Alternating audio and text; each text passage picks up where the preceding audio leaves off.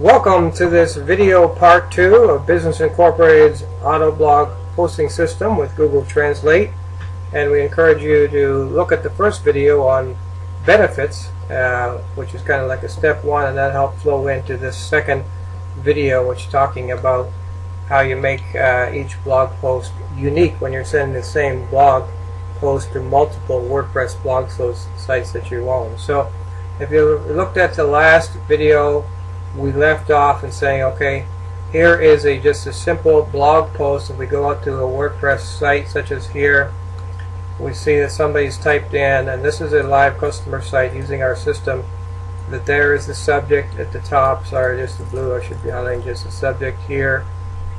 Dates, very important, we'll talk about that in another video. And then this section here is the body. Okay, so pay attention to that header, which is unique, that you can add, and this footer. That's unique for that site. So if you send it out to multiple sites, and where is this particular blog post going out to? It's going out to an English site, a French site, a Spanish site. So for the English site, it will use and we'll get back to that, it will go to this, what you set up for the footer here, and what you set up for the header here for that blog post, which here is Spanish, would be different for the header, Spanish footer for that post, and also for the French, the header there and the footer. And even these little lines are images that can be unique for your specific post. So let's go back to what the benefit is of this thing. Let's talk about, okay, so if I send this post out, which you've already seen if you're paying attention, that was the August 16th post. You have a little easy HTML editor here.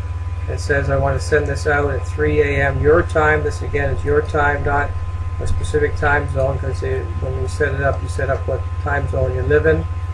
And this is very important, these two check boxes, okay? The checkbox, add header for each selected, add footer. If you want to make them unique, we recommend you adding that all the time. Now if you haven't set up a header or a footer, then it doesn't make much sense to check the checkbox since there's no header or footer to add. So where do you add the headers and footers? In the blog sites here, it's not only you add the headers and footers, but you select the language, alright, that you want that to go out. Base language. So this base language is English, which is the first screen we showed you.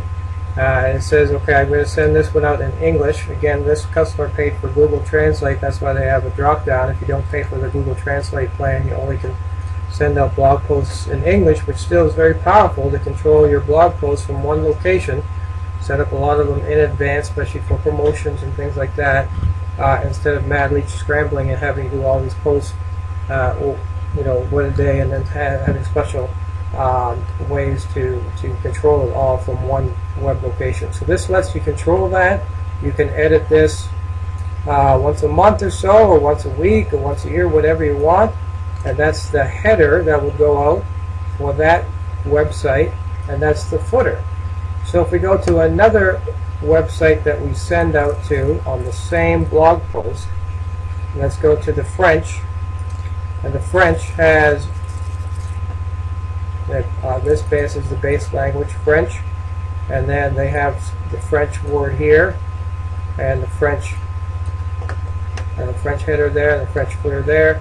And if we go over again to sites and put in the Spanish, again, this is the power that every blog post is unique, not just especially the languages, but you can make it even more stylish by putting in your own maybe special little tiny header with it at the top and footer.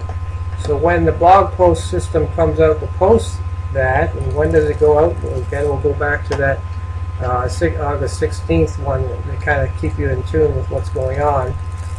So August 16th is going to go to these 3 sites. Why do we know it's going to these 3 sites?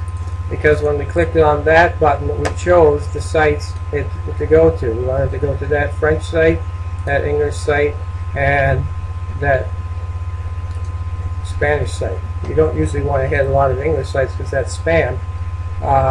So you just usually want to hit one. You might want to hit one other site if you want to do some really small Christmassy things like that, and make sure you have unique headers and footers that are different for the different English sites.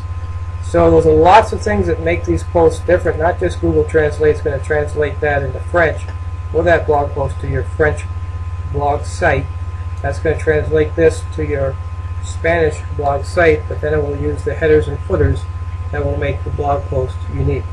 So that ends up our lesson here for step 2 of making each blog post unique, and we'll talk a little bit more about automated posts and more to come. So this is an exciting system.